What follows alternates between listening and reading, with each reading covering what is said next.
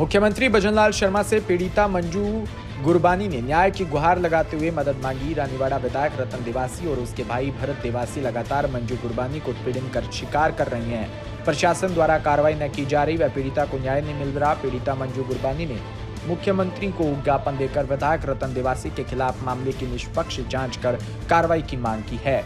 Media से रूबरू होते हुए मंजू गुरबानी ने बताया कि रतन देवासी ने कई बार पीड़िता के साथ गलत हरकत करने की कोशिश करते हुए लज्जा भंग करने के प्रयास किए गए। पीड़िता ने बताया कि अपनी इज्जत बचाने के लिए वो चुप रही और सब सहती रही। देवासी ने इस बात का फायदा उठाया और पीड़िता को बिजनेस में कई तरीके से परेशान करने लगा। हाँ, ये प्रेस कॉन्फ्रेंस करने का मेरा मकसद ये है कि जब कांग्रेस की सरकार थी मुझे कोई न्याय नहीं मिला।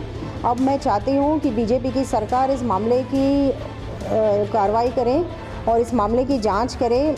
मैं आप लोगों के ज़रिए हमारे जो सीएम साहब हैं श्री भजनलाल जी, माननीय भजनलाल जी शर्मा, मैं चाहती हूँ आप उन तक मेरी आवाज़ पहुँचाएं कि वो मेरी मदद करें। और ये कांग्रेस का जो अब वर्तमान में विधायक है रानीवाड़ा से 15 साल तक 2-3 बार वो इलेक्शन हार चुका था।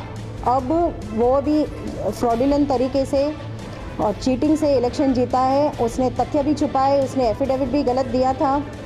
उस टाइम भी मैंने इलेक्शन के टाइम पे इलेक्शन कमीशन को कंप्लेन करी थी, लेकिन उन्होंने कुछ भी नहीं किया बिकॉज कांग्रेस की सरकार थी। चालू है। तो मैं आप लोगों के ज़रिए सीएम साहब को ये कहना चाहती हूँ कि आप मेरी मदद करें और मेरा जो ये प्रॉब्लम चल रहा है 2014-2015 से, जिससे मैं काफ़ी परेशान हो चुकी हूँ, और इस मामले की जांच कराएं और मुझे न्याय दिलाएं। ये कांग्रेस का जो विधायक है रानीवाड़ा का, जिसकी होटल मेरे होटल के बाजू में है माउंट आबू में, ये 2014 से मुझे परेशान कर रहा है।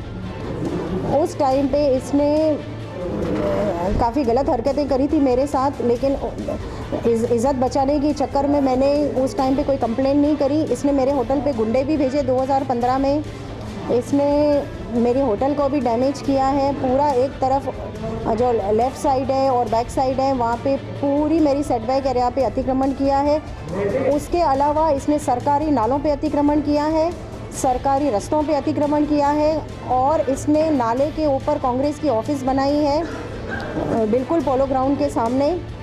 और इसकी जो रेस्टोरेंट है वो भी, इसकी जो पूरी 90% भूमि कृषि भूमि थी, उस पर इसने सारे अवैध निर्माण किए हैं। इसका काम है ज़मीनें हड़पना, फर्जी पेपर बनाना, फर्जी पट्टे बनवाना। ये तहसीलदार पटवारियों को, जो नगर पालिका के एम्प्लॉयज़ हैं, इन पे प्रेशर डाल के ये फेक पेपर्स बनाता है। और इसने मेरे रास्ते बंद कर दिए हैं, मेरे गटर लाइंस बंद कर दिए। ये और इसका भाई आए दिन मुझे परेशान करते रहते हैं। इन्होंने इतना डैमेज किया है पूरा एक साइड हमारे होटल का कि हम वो कस्टमर को देने में भी दिक्कत आती है हमको।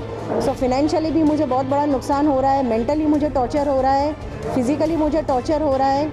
मैं इतने सालों से ये अकेली एक जंग लड़ रही हूँ।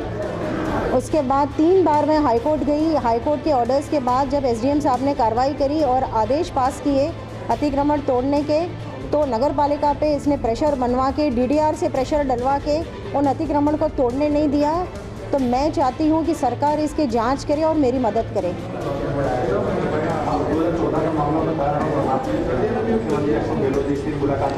बिल्कुल, मैं मुख्यमंत्री अशोक गहलोत जी उस टाइम जब आबू रोड आए थे, मैं उनसे पर्सनली मिली थी। मैंने उनको मेरा मामला भी बताया। उसके बाद हमारे यहाँ पुखराज पाराशर जी की जो जन सुनवाई हुई थी, वहाँ पे भी मैंने मेरा मामला बताया।